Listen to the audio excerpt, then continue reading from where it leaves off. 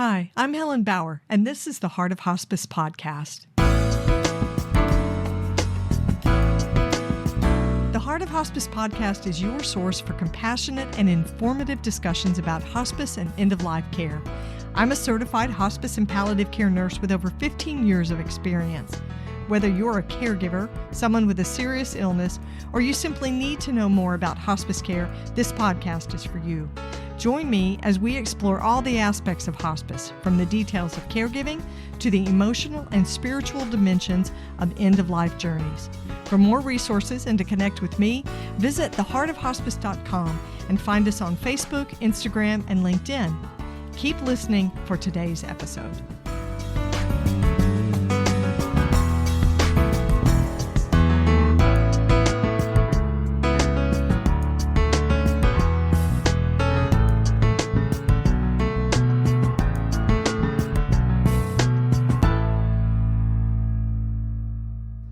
This is the Whole Care Network.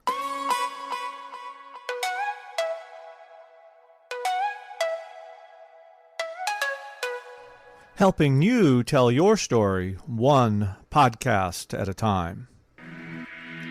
Content presented in the following podcast is for information purposes only. Views and opinions expressed in this podcast are solely those of the host and guest and may not represent the views and opinions of the Whole Care Network. Always consult with your physician for any medical advice, and always consult with your attorney for any legal advice. And thank you for listening to the Whole Care Network.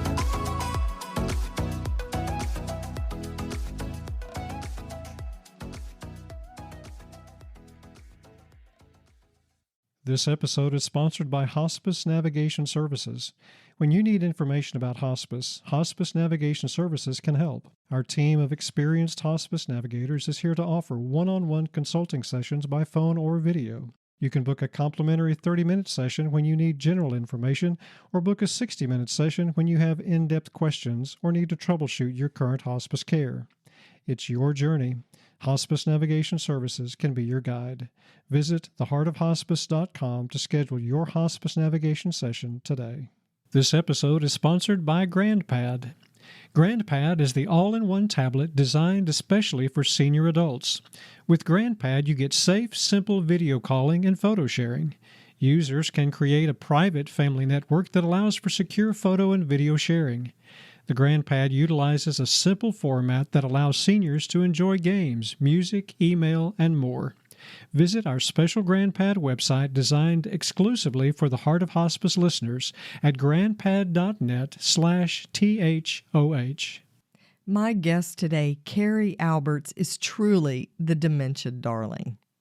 Carrie Aalberts, a.k.a. Dementia Darling, holds a Master of Science focused in Gerontology and has over a decade of experience in the senior care industry. As Dementia Darling, she's been building a nurturing online community of over 61,000 followers, providing education, support, and a safe space for dementia caregivers. Her goal is to fight isolation, enhance quality of life, encourage joy, and challenge the tragedy narrative around dementia and aging. Carrie offers a plethora of services as a full-time educator and advocate. You can connect with Carrie on social media at Dementia Darling and listen to her podcast, Gathered Darlings, with co-host Nicole Will. It's a great show. In my conversation with Carrie today, we talked about her childhood experience, her preteen experience with her grandmother who was dealing with dementia. That experience influenced Carrie to work inside dementia care, and now she works to give dementia caregivers the resources they need to thrive in their caregiving experience.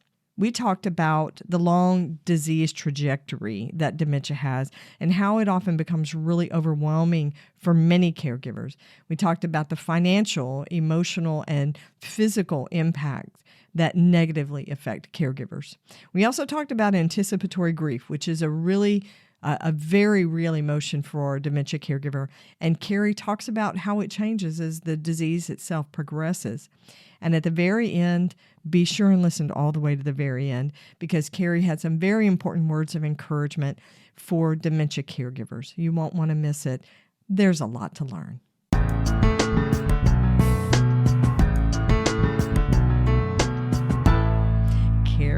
I have been looking forward to having you on the show. Welcome to the Heart of Hospice podcast. Helen, thank you for having me. I'm really excited to be here and talk with you. We are going to have such a good time. It's going to be awesome. We've waited for this for a long time, so I really am glad to have you here with me. It's been a minute. I'm very excited too. So I have a get to know you question. And okay, bring it on. Okay, so my question is, what is your favorite movie of all time? Oh my gosh, that's hard. I hope you watch movies. Otherwise, Oh my gosh, I'm not a movie person anymore because I lost my attention span. And by being addicted to social media and can't get through like a movie anymore. But I will say I just went to, and this is going way more than you needed to hear, but I just went to the new Bob Dylan movie, The Complete Unknown. Oh, yeah. And I was blown away. Really? And I don't Was go to that movies. good? Yeah, I don't either. Oh, it was so good.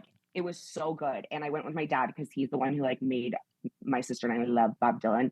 And I wasn't bored for 1 second. So blown away by Timothy Chalamet. But what made me think of that was the last time I went to like a meaningful movie with my dad is my favorite movie of all time, I'd say, it was when I was 13. It was the movie Across the Universe. And it was like a Beatles rendition, like musical. And it was so good. And I still listen to music to this day. So I love like 60s, 70s stars in their musical era movies, I guess. But here's the question. Here is the question. Do you understand anything that Bob Dylan says in his music? No, no one does. Like, Nobody it literally does. sounds like that. I went to a concert of his once with my dad when I was a teenager and so excited. Could not tell you what one song he even sang was because he changes the notes. My dad told me, he's like, oh yeah, and he even changes the notes. So he's like singing lyrics from one song, but he's using notes just like new ones he wants with it. So you really don't know what he's saying. That's hilarious. But he's It's beloved. wild. He's an icon. Oh, he's an icon. That's so it's kind of hilarious. nice because in the movie you could actually understand. Yeah, like, you can the words. understand Timothy Chalamet and what he's saying as Bob Dylan. For the most part, yeah. For the most Yeah. part. I may need to go watch it because I'd like to see how he actually developed that singing style because surely he did not speak like that through his life. No, and he just performed as the musical artist on SNL last week, like doing those songs. Like he's legit. Interesting. Yeah, Interesting. highly recommend. So now I have to ask you if you've seen Wicked. You should go see Wicked. Yes. Okay, I didn't in theaters, and I kind of wish I did. But I finally watched it, and I mean, yeah, it was amazing. Chills, you know. Yeah, Cynthia amazing. Erivo. Okay, we're so far off topic. I know. But now we know, people know everything there is to know about us, right? Because that was our get to know you question. There you go.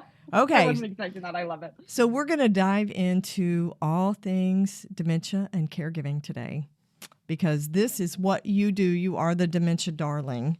So tell me about your experience with caregiving when you were growing up. Yeah. No, this is something that I wish I could go back and kind of slap my young self around a little bit. Like, and just be like, girl, grow up. But when my grandma was living with dementia, she passed away when I was 13. So you can imagine those last couple of years when she was living near us and my dad was her main family caregiver. So probably, 10 to 13. I didn't know what the heck was going on.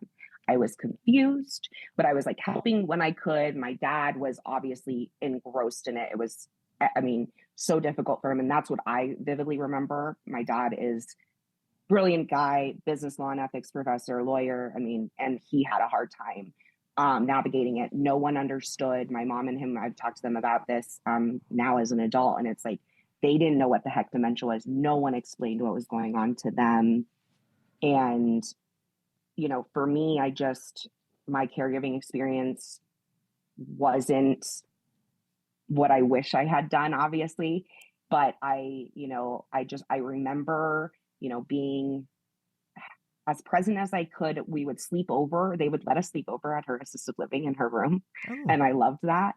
And I feel like that's not a thing really, but we did it. And I just vividly remember, all of the kind of components of that, even how it smelled there. And looking back, I was a little caregiver. I mean, we looked out for her when we were at the meals and we took her there and we tried, it was just my sister and I, like, staying the night doing what we could, as teenagers. And so I want to honor that part of what I did. But, I really didn't understand the gravity of it as a young person. And I wish I had the opportunity to learn and maybe gain more empathy for what she was going through. And I think we're still lacking a lot of support in that area, but that was so much more to what you even asked me. But I think, it really was me diving into that caregiving kind of life when I was watching my grandma, going through that, and then carried that on to do a lot of volunteering and like memory cares and stuff as a kid. So always was kind of caring in those ways, if you will. So how old were you? What teenage years were you doing that in?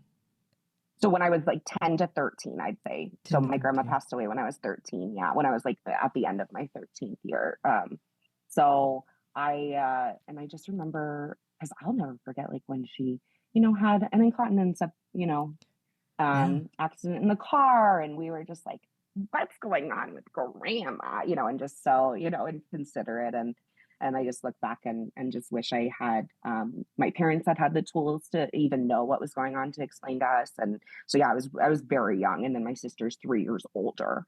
And we were both so engrossed with being teenagers, just ourselves, and, when it was like, oh, we're going to go see grandma in the memory care, it was like, again, do we have to? And I just wish I could have had empathy for what she was experiencing and my dad more. But now, but I didn't realize how much was sinking in at the time too. Well, and I would tell you, Carrie, teenagers are teenagers. That's a lot to expect from a younger you. Up too much. Yeah. But it's like, as Dementia Darling, I'm like, oh, you could have been so just, something for her in that time. And so now I'm kind of dedicated to doing that for everyone else. Thank you. Thank you. Yeah, you were. And you wouldn't be doing the work in the same way that you are now if you hadn't had the experience like that. And I think this is a good thing to talk about on this episode, because not all caregivers are adults. There are a lot of teenagers and younger kids that are part of a caregiving system inside multi-generational households. Very much so. And I forgot the number, but millions of kids in America are caregiving, and they have a lot of pressure on their shoulders. Right. And one thing in particular that we're not talking about, and I'm really passionate about the work that Lorenzo's house is doing. They're a foundation specifically for younger onset families. They work with children as little as 4 years old that has a parent with dementia. Oh, wow. So they work with people with the youth are the ones that they focus on that have a parent living with dementia. And so these resources are so needed. There's a lot of books. There's a lot of kids' books coming out about, your grandma or grandpa. I'm starting to see some about parents with brain change, but there are a lot of wonderful books. I even have a book on my desk right now. It's the kids' book for understanding long-term care. Oh, wow. So nobody understands long-term care. No, I needed it for me. Let's be real. Right. So, the Dummy's Guide to Long-Term Care. That's what I need. But I needed it even more so for children under the age of 6 to understand. But no, it's important. You really had an unusual experience. Maybe that's not the right word, because there are other kids undergoing the same thing. So how did your caregiving experience with your grandmother shape the work that you're doing as Dementia Darling? Absolutely. So honestly, like what we said earlier, I wouldn't be here without that experience. Without my grandma was the one that planted the seed right into what I am and why I'm on this earth. Honestly, she's my why. And everyone past, present, and future living with dementia, they are my why. So, obviously having that experience and then growing up, and it was time to go to college, and talking to my parents and them saying, when I was trying to figure out what I wanted to do, and, I know I love elders. I know I wanted to figure out what I could do in this space. And, always interested what happened with my grandma and how I could have helped in that. And so I was really lucky to go to a school and focus in gerontology. So I have my bachelor's and master's in that. And during that time was when I went on to my professional caregiving experience. And that's what truly changed my life. Working with people every day, living with dementia, in different parts of their journey, and their family caregivers in an intergenerational adult daycare setting. That was what solidified why I do what I do. But always through, meeting these people and being part of their life as a caregiver and just someone who loves them, I always, would come back to, man, I hope someone did this for my grandma.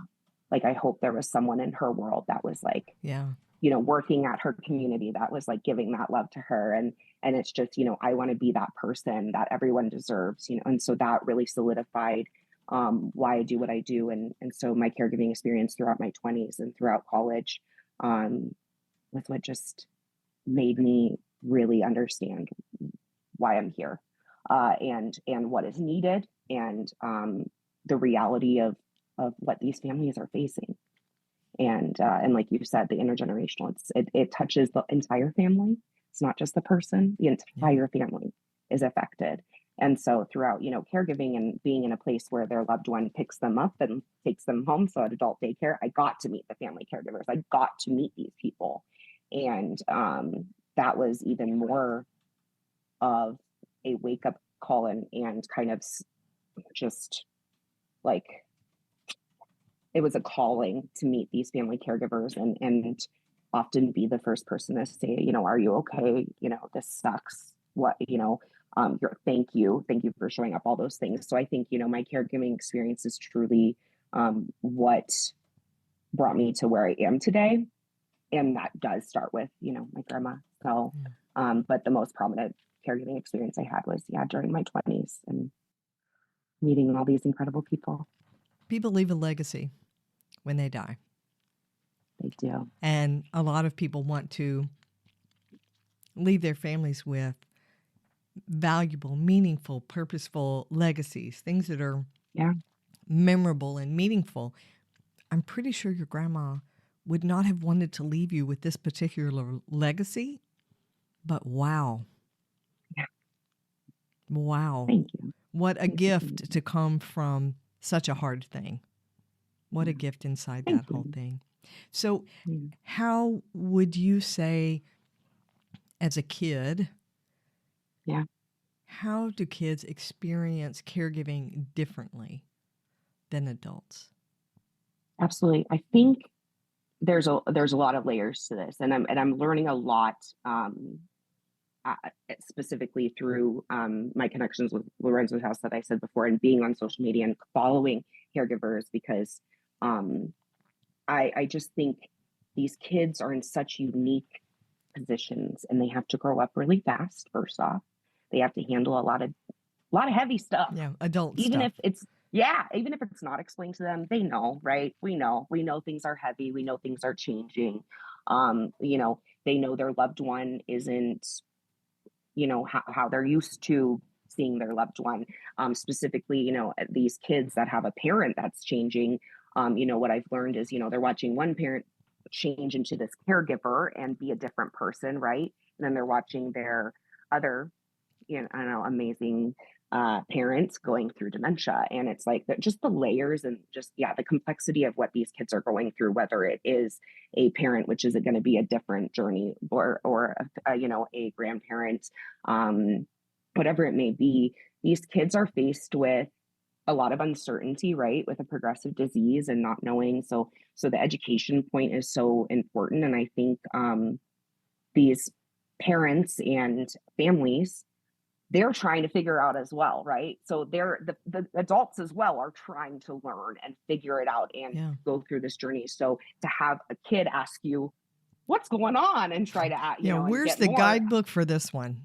Yeah, I mean, it's just too much. So I think that kids are in a really tough position. And a lot of kids, I think from what I'm learning too, is they don't know how to talk about it with their friends, right? It's not something that a lot of people can relate with. Yeah. And if they can, you won't know because you're not going to probably bring it up. Right. And so I think there's just a lot of stigma and so, these kids are up against a lot, and it takes away from things that maybe their peers get to do that they don't, because, they have to do other things with their family because they can't be a part of, certain things, whatever. There's so many complexities to dementia and how it affects the entire family. But yeah, I think kids are just really kind of stuck in the chaos of it because there isn't much direction for family members who are going through it, the adults, to help guide them.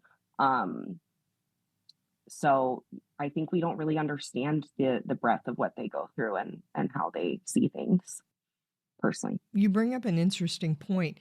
So they may be watching one parent or grandparent with the brain altering, the mental altering because of the dementia diagnosis, but then they're watching another member of the household change identities because this is what this is, right? It's a change in identity when you become a caregiver.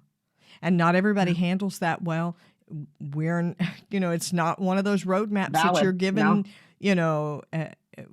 when you turn a certain age and you become an adult. Okay, to get you ready for when your parent is older, just in case they have dementia, here's how to handle mental decline. It doesn't work that way. Here's how to handle the healthcare system. Good luck with that one. It doesn't happen that way. We don't have an instruction manual. It's kind of like having a newborn baby.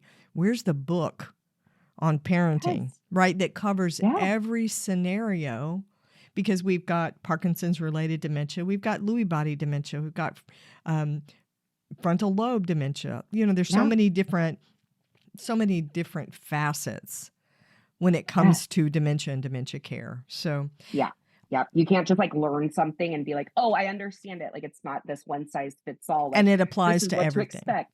Not even kind of. Yeah. We wish. Yeah, so literally. Yeah. Tell me about the resources and support that you're providing through Dementia Darling. Yeah. Well, so my passion is through Dementia Darling is to educate. And a really big part of education is sharing of resources that are the go-to resources that you can trust, right? And so through Dementia Darling for family caregivers specifically, my goal is to uplift compassionate dementia care education, whether that be dementia care at large, how you're handling situations, how you're communicating, things like that, but also the compassion to yourself as the caregiver. So I'm really trying to and compassion in society, right? Pushing back against the tragedy narrative, pushing back against just these terrible views of what dementia is and aging is in general. So I'm really trying to be a voice, an advocate for the dementia community, but through that, my main, focus is educating in short form ways through social media to help people. I want, people to have the resources and the education available that they need. And unfortunately, you have to go to social media these days because our doctors don't even know where to point us. So here you have to find me, a pink-haired girl on Instagram, telling you you're doing a good job, but I'm trying, we got to figure it out together. And so I really am passionate about sharing resources. It's like something in like the business world I've learned now is people are like, how do you just share everyone you love without getting paid for promotion? I'm like, I'm not going to gatekeep things from dementia caregivers. That's never going to happen. Right. Here, if you want this, we've got it, but you're going to have to pay. Yeah, no, we need this. We need everything we can get. We are starving for help and support that's accessible. And so one thing I just want to shout out, because I just met with her this week and I'll be sharing about it, but her name is Mindy Crouch, and she created 2 workbooks for children. And it's like a workbook about your loved one going through dementia and how to learn about it, how to handle your own emotions. It's incredible and so beautifully done. And she has one on grief. Oh. And I'm obsessed. I'm going to send you the info and make sure we share it. But this is the kind of stuff we need for children, of course, but of course we need resources for all ages. We need resources for all kinds of caregivers, long distance caregivers, professional caregivers, spousal caregivers, people caring for a grandparent, an aunt, an uncle, whatever it may be. So I'm always trying to provide that to my community in any way that I can. And, I'm really passionate about finding the most accessible things and just the things that are going to streamline and come into their life and just make it a little bit easier. Right. So I feel like that's kind of my. Yeah. Just that one tick up. Something. Yeah. I am loving this conversation, but we're going to take a break right now. There's more to come. When you need information about hospice for yourself or someone you care about, Hospice Navigation Services can help you navigate hospice care for the best end-of-life experience possible.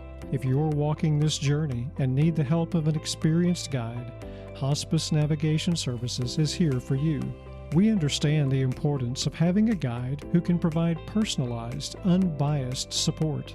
Our team of experienced hospice navigators is here to offer one-on-one consulting sessions by phone or video. Whether you need information about how to start hospice services or guidance for your current services, we're here to listen and provide compassionate support every step of the way.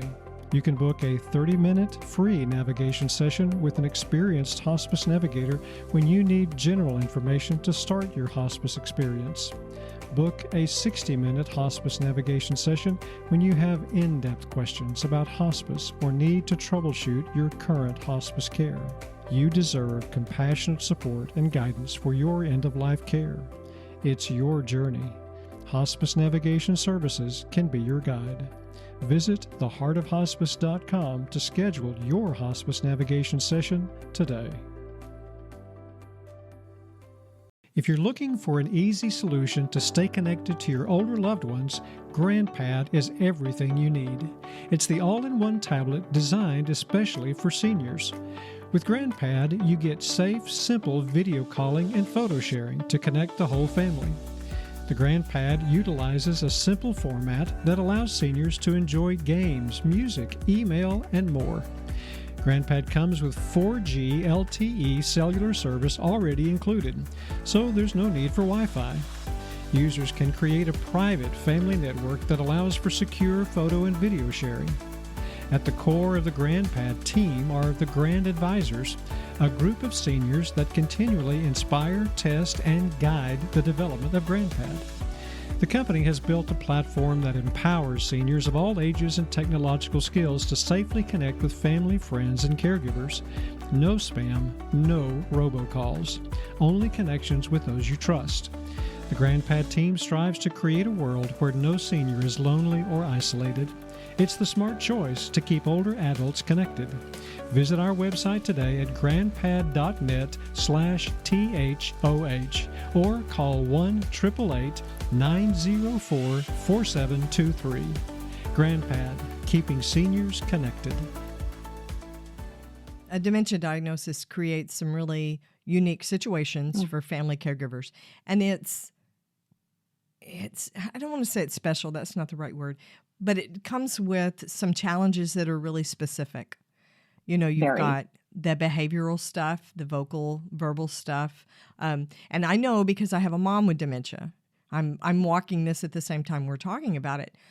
Yeah. And it really impacts people in some unique ways. And what are some of the ways you see dementia diagnoses impacting family caregivers? The number one thing, and thank you for sharing, because you make people feel seen when you say, you know, your story and you share that. So thank you. I think the number one thing that we all have to really understand is that isolation is the worst thing, and it's so prominent for caregivers and for people living with dementia. And we know after COVID, isolation is deadly. We know this. We know this for elders specifically too. You know, we know isolation is really scary. And unfortunately, that is the largest issue or the first, I feel like, main issue that caregivers, you know, are up against is right away, unlike other maybe illnesses, diseases, people might come with, you know, casseroles for the freezer and right. You know, they might come in flocks, whatever. With dementia, people seem to retreat. People seem to, we're still at that stage in society that we're uninformed and people don't know what to do. It makes us uncomfortable. There you go. Thank you. It does. And I think people are just more comfortable staying safe and kind of just removing themselves, unfortunately. And this is people that have been, you know, friends with you for 30 years sometimes, or their family, you know, and that's what's so hard is these poor caregivers and their loved one kind of are just left in the dust. and they have each other. And because when you're living with the person, I'm saying that feels really isolating. Yes. And because I often hear caregivers say, it feels like I'm a prisoner in my own home. It feels like people don't even want to try to be a part of my life anymore. And I think that the isolation on top of the loss of self for these caregivers that are so inundated with, just being in the thick of it. And with dementia being a progressive disease that could go on for years and years and years and years. Yeah. When people are thrown into it and they just go, right, you throw yourself in and you go as hard as you can because you don't know anything else to do. You're in fight or flight mode.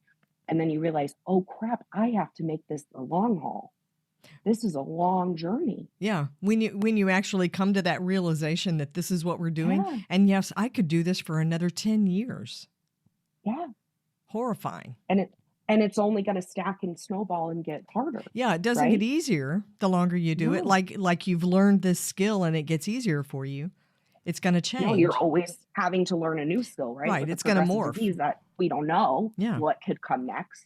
And this is what's so frustrating to me because dementia caregivers and just our society, we need to have this education. We need to be able to go into this really difficult role with some sort of navigation. And unfortunately, it's just all over the place. Nothing is streamlined, nothing, Right. But I think that is the biggest. And then right after that, the financial strain of things is just so impactful for people. And it's just, it's really scary to think of how expensive things can get in a progressive disease. And I think that is just such a barrier for families. So I think, the isolation and financial issues. And then of course, lack of resources, lack of, healthcare, lack of all the things, lack of actual doctors that can diagnose, lack of geriatricians, lack of all the things. Lack of It's just referrals too to much. a neurologist who's experienced. Yeah. Yeah. And then they can maybe see you in a year. It's just wild. If there's even one, much. if there's even one where you live. In your area. Yeah, Mhm. because we do have a shortage. Yeah, interesting. Yeah, Not ready. and I hate to get so negative, but I think there is strength and a place to build on when you acknowledge, right? Yes. I'm have to. I know the glass is half empty because I know that it's half full, right? Yeah. I'm a realistic optimist is what it is. So I believe in acknowledging where the warts are and then going after the solutions for them. I agree too, completely. And that's why, it's a hard balance, right? Walking the line of being the Debbie Downer all the time. I'm just hey guys, let's talk about dementia. My family just is probably over it. How do you validate their struggle if you never say, damn, your life sucks as a caregiver. Your mother went out the backyard into the neighbor's yard and took off all her clothes. Yeah, this sucks. This is unfair. Dementia sucks. Yeah. Your person doesn't suck, but it sucks that this is happening. Right. Yeah. I get it. Yeah. And no, validation is all I want to do for people because when we feel validated, it's everything, right? Especially in the lowest points of our being, and just finding community. And that's why it's so beautiful to see how the dementia community online has grown. I mean, I never want the dementia community to grow. I wish, in the sense of that dementia was gone, right? I wish that no one had to follow there was me. no need for us to even have this conversation. Exactly. Yeah. When everyone gets rid of me on their social media, then we've won, right? They don't need Nobody us needs anymore. it. But unfortunately we're here and it's growing but to see community and to see caregivers showing their story and being look at this. This is real. I need help. We need help, and that's what we need to see. And it's beautiful to see how many people are standing in their truth and speaking up. Yeah. There is incredible power in connection and community. Absolutely. Absolutely. Just in the podcast, the folks that I have come across who are doing caregiving work who have had their own experience with a family member with dementia, I have gained so much support. I have 3 extra sisters who are caregivers for their mom, that kind of thing. Yeah. And it's really important to be able to say, call me up.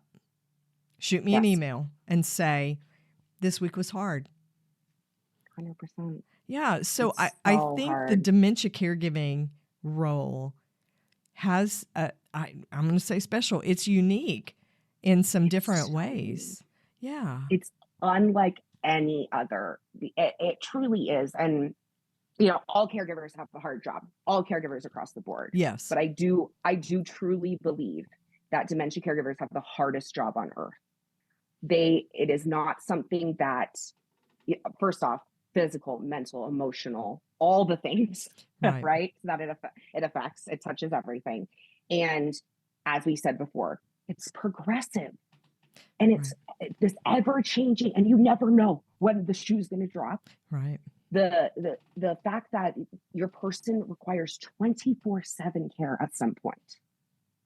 And there's just so many nuances that people do not understand in other, I think, caregiving positions for sure. Yeah. The anticipatory grief of the next stage, and I know, there's other diseases with next stages, absolutely.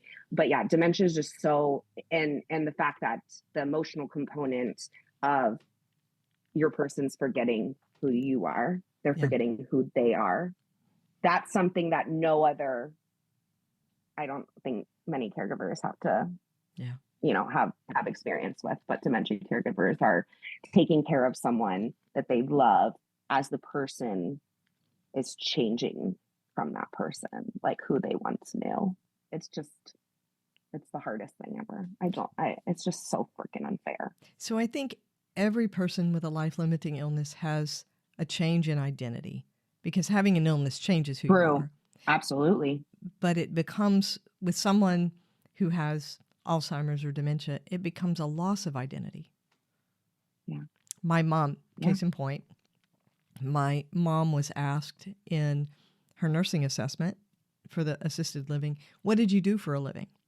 My mom was a school teacher and a principal, a school administrator for probably 40 years. She couldn't tell them. That was part of her identity. She was an educator. So I think loss of identity, and then the anticipatory grief that caregivers experience. Let's talk about that. Yeah, across the board, right? Yeah, prolonged. Across the board, caregivers, yes. Prolonged. And I think it gets peeled away layer by layer. There are little pieces that drop, and all of a sudden you realize, I'm a caregiver. What's been your experience with these caregivers as they have sort of grown into that caregiving role and realized that's where they were?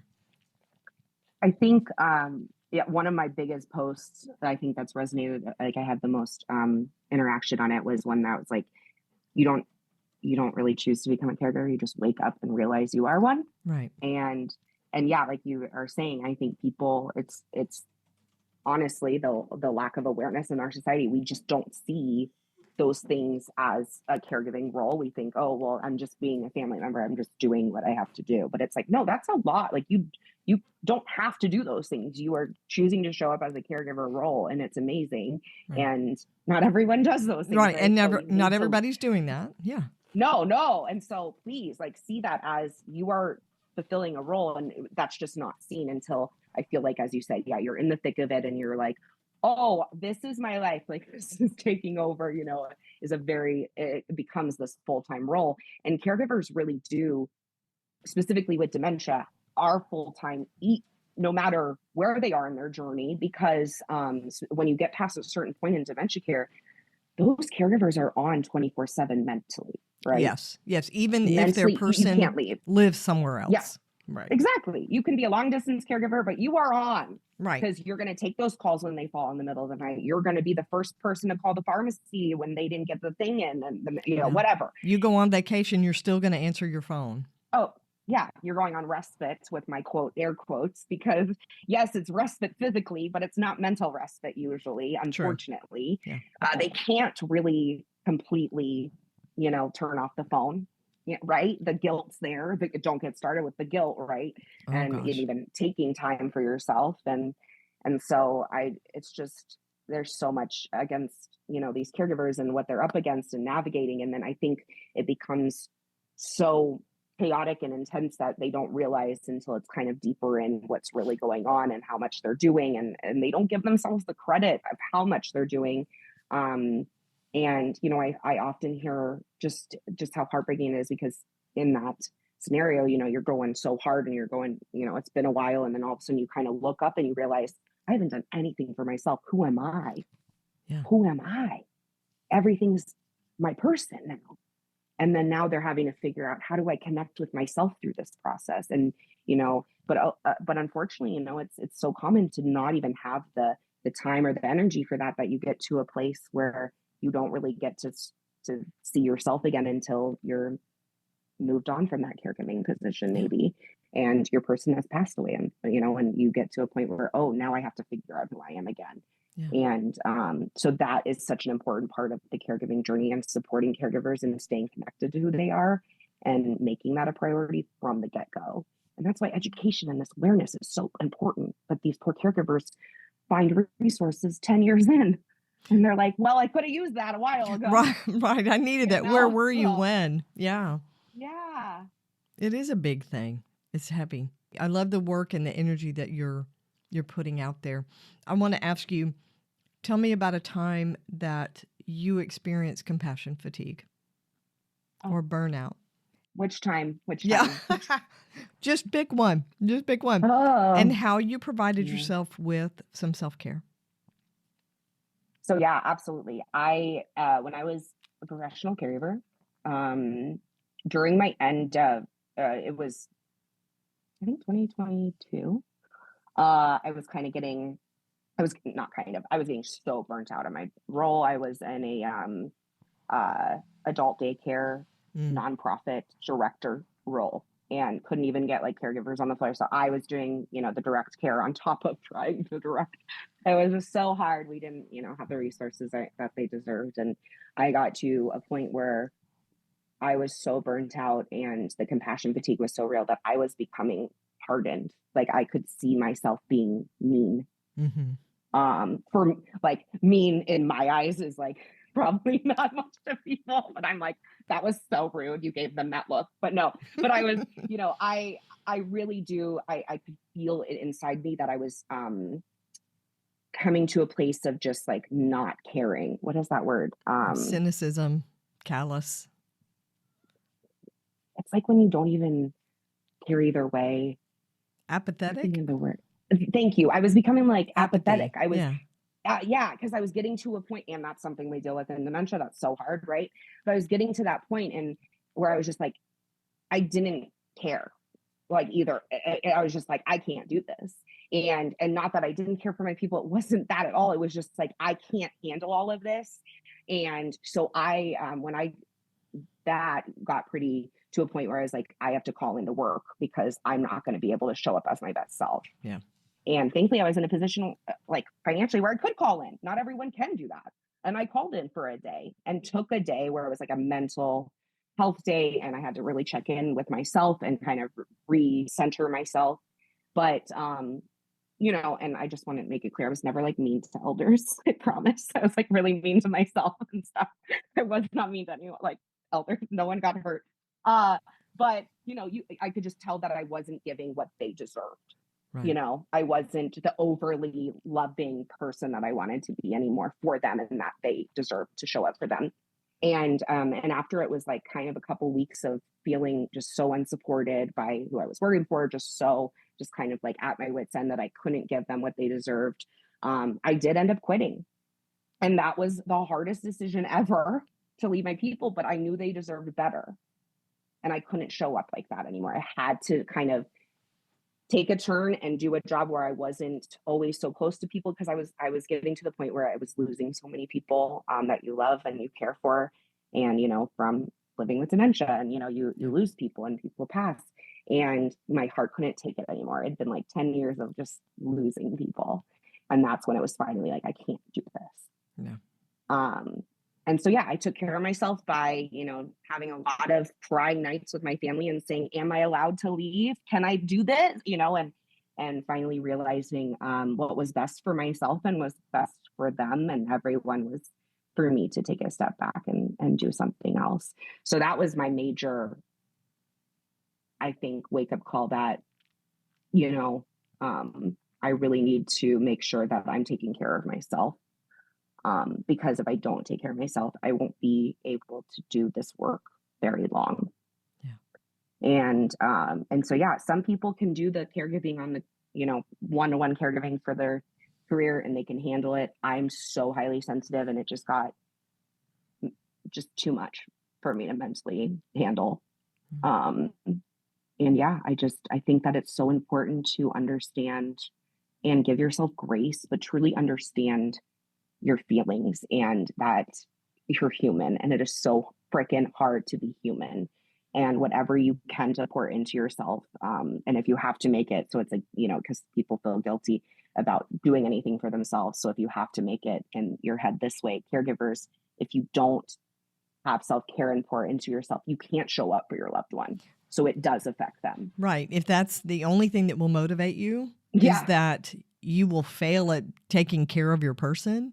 If that's the motivation you need, go right ahead. But sometimes self-care is just hard.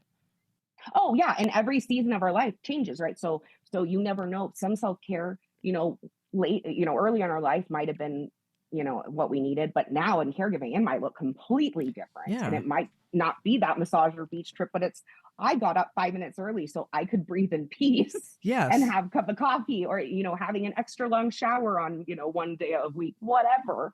But you have to let yourself understand that this changes. Your self-care will change again. You will have time for those things again, but do what you can. But it's valid. I get it. I've told people try 2 to 5 minutes, and they're like, you're right. Yeah. I'm Yeah. like, Do okay. I have 2 to 5 minutes? Probably not. Yeah. I get it. Absolutely. Carrie, if you were sitting with a person who is caregiving for a loved one with dementia, what would you tell them? One piece of advice that you would offer right now. Well, I am. And I want to say thank you. First off, you're caring for someone. Am I allowed to say that? Yeah. My rule on the podcast is if somebody cries, then it's a good interview. Okay. I was like, oh no. So I think it's my turn. But you are. And just straight up, thank you. Thank you. You should be so proud of yourself. Think about you, like younger you, and all that you do, how proud. And she'd be like, oh, damn, how am I doing all that? Just so proud. And give yourself that. Give yourself a moment to just really stop and revel in who you are and what you do. Because not a lot of people show up for others. And you are. And that's huge, especially in such an unkind world we live in. It's huge. And we need to see ourselves for how beautiful caregivers are. Whether you feel like you feel that way or not, you are. And on the days where even you feel like you're not showing up or you're not doing the right things, or, oh my God, I made that stupid decision, you still showed up to make a decision and help. Thank you. If you're sleeping in your bed tonight and your loved one's sleeping in your bed at night, you have won. That's a win. Give yourself grace, please. And I know it's easier said than done, but if you wouldn't say it to your best friend, if you wouldn't say it to your loved one you care for, do not say it to yourself. And just please know that you make such a big difference. And I just thank you. Thank you, thank you, thank you. That's what I would say. And then hug you really big. I love it. So to those of you listening, if you are caring for someone with dementia, hold that message really close. You may not know that you needed it today. I didn't know that I did, but I did need it. And I'm so grateful for you, Carrie, and the work that you bring to this space as Dementia Darling. And I think your name suits you perfectly. Thank you so much. I am honored to have this conversation with you. And I do hope, I know it will, but because there's so many dementia caregivers out there, or even someone who's listening who didn't realize they're a dementia caregiver, I just want you to know you are not alone. Even on those days where it feels like you're alone because you're in your house alone and you're crying and you don't know what's going on or what to do next. Please know, unfortunately, there are millions of others crying in their rooms thinking the same thing. And we have to find each other. We need to speak up and be proud of the caregiving role that you hold. Don't shy away from it. And you will find your community. You'll be surprised the people in your life that will show up once you start talking about it. And just know, yeah, please know you're not alone. Thanks for listening to the Heart of Hospice podcast. Check out our sponsor in the show notes, and please leave a rating and review on Apple Podcasts. We would appreciate it if you would share this episode with your friends and family and anyone who needs to know more about hospice. Connect with us on Facebook, Instagram, and LinkedIn. And remember, no matter who you are or where you are in your hospice journey, you are the heart of hospice.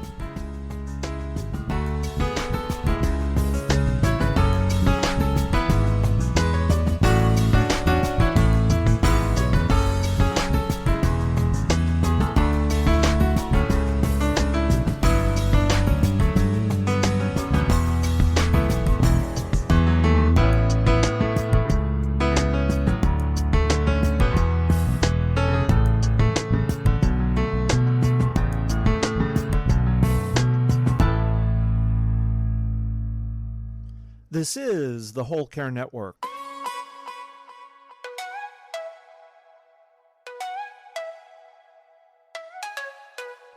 Helping you tell your story one podcast at a time.